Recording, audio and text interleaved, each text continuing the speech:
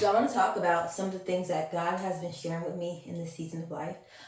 So I believe that believers and the children of God in spirit and truth are in a season of open doors. And with that in mind, every door that is open is not a door that God opened.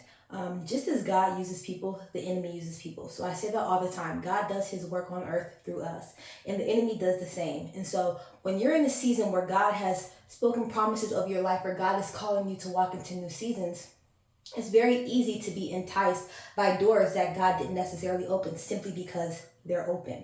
And so I am in a season where God has positioned me and connected me with different people. And so I was having a conversation with my twin sister yesterday and just talking about just people who have reached out to me or who have been trying to connect with me. For a little background, I am an attorney. I'm also an artist.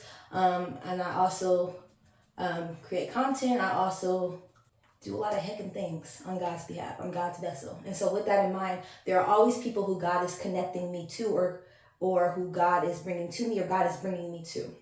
And so as I was telling my sister about a meeting I was about to go to with people who were looking to work with me, we were just talking about like what things to keep in mind when people are presenting an offer to you or presenting an opportunity to you. And so as I drove to the meeting, God just kind of downloaded this Fab Five thing to me, and I really want to share it because I think that in this season, as we're walking into a new month, there are so many people who could truly benefit from this. So it is the Fab Five. These five things are things that you want to keep in mind and assess when there's a new opportunity that's presented to you or new people who are presented to you. So the first one is faith.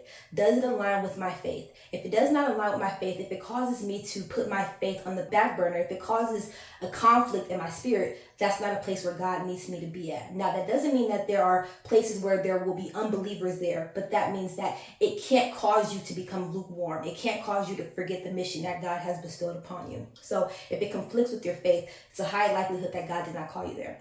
The next thing is there freedom there? So for me, God has created me to do many things. And so I need the freedom to be who God called me to be. If the place is a place that conflicts with my freedom or wants to have me in bondage, God did not call me there. I've been there, done that, bought the t-shirts, started selling them, bought some more t-shirts, sold out of those, bought some more. God does not need me in those spaces. So if my freedom is impeded on, gotta go. The next one is it a fit? Does it fit? Do I fit with the people there? Do I fit with the culture? Do I fit with the people who I'm connected to? Do I feel as though this is something that is cohesive? Do I feel as though there's alignment there? It needs to fit. The next thing is flexibility. And now, for me, this can look different depending on what the situation is. If it's something that has to do with music, it will be completely different than something that has to do with law. But you have to know what flexibility means for you. And so this sounds very similar to freedom, but for freedom, it's about what it is for you, as opposed to flexibility. It's about what the people have to offer. So for me, if it has to do with like a business arrangement, I would need it to be flexible for me to be accommodating to the different things that I do. I would also need to see if people are trying to rush me into decisions or overcome my free will. Like, it needs to be flexible. I need flexibility to be able to maneuver how God needs me to.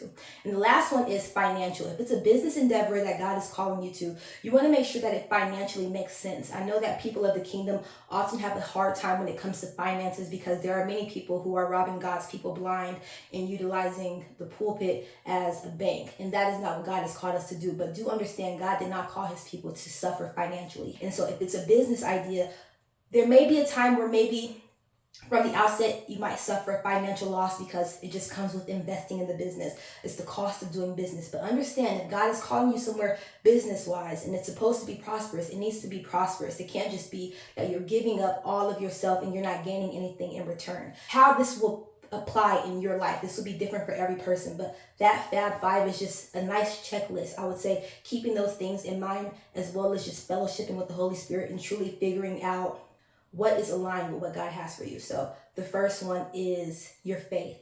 Does it conflict with your faith? The second one is freedom. Does it give you the freedom to be who God has called you to be? The third one is, does it fit? Do you fit there? Does it make sense? The fourth one is flexibility. Is it flexible, allowing you to be the vessel God called you to be? And the last one is financial or fiscal. Does it make sense financially?